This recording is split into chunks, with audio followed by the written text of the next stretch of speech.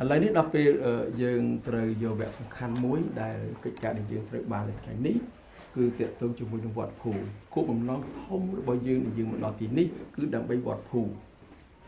ក្រៅពីនោះគឺអ្វីទាំងអស់ទៀតដែលយើងរៀនអំពីសង្គមវប្បធម៌និងទំនាក់ទំនងដទៃទៀតខាងសេដ្ឋកិច្ចអីចឹងទៅប៉ុន្តែនៅទីនេះយើងទៅដឹងថាយើងកំពុងតែឈរជើងនៅលើប្រាសាទមួយដែលបានកសាងនៅក្នុងកំឡុងនៃសតវត្សទី9នៃគ្រិស្តសករាជ9ទៅ10គ្រិស្តសករាជគឺជាសម័យកាលរបស់ព្រះបាទយសោវរ្ម័នទី1យសោវរ្ម័នទី1គឺជាស្ដេចដែលបានកសាងទីក្រុងអង្គរដែលគេឲ្យឈ្មោះថាយសោជ្រវរៈមានអ្នកអានមួយចំនួនយសោធវរៈ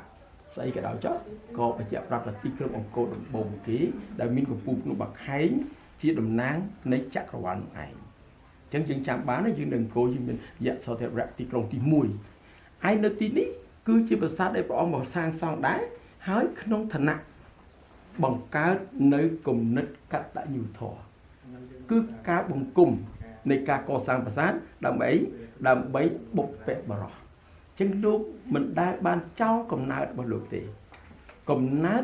នៃបុព្វបុរសលោកតែងតែស្ថាបនាទាំងអស់អញ្ចឹងទាំងអស់នេះបញ្ជាក់ប្រាប់ថាខ្មែរមានកំណើតកុំភ្លេចកាលណាចាស់ទុំលោកខឹង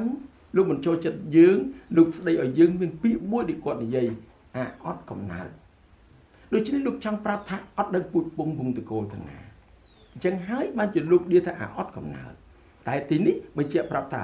យសោវរ្ម័នលោកបានបង្កសាងនិងរៀបចំនៅទីនេះដែលជាស្ដេចកសាងទីក្រុងដំបូងនៅអង្គរយសោវរៈឥឡូវចូលដល់គ្រោងធំនៃលេខឈើបលគ្រូទី1លោកគ្រូនិយាយអំពីទំនាក់ទំនងភូមិសាស្ត្រសង្គមវប្បធម៌ទី2លោកគ្រូនឹងនិយាយអំពីទំនាក់ទំនងសត្វនិងបុរី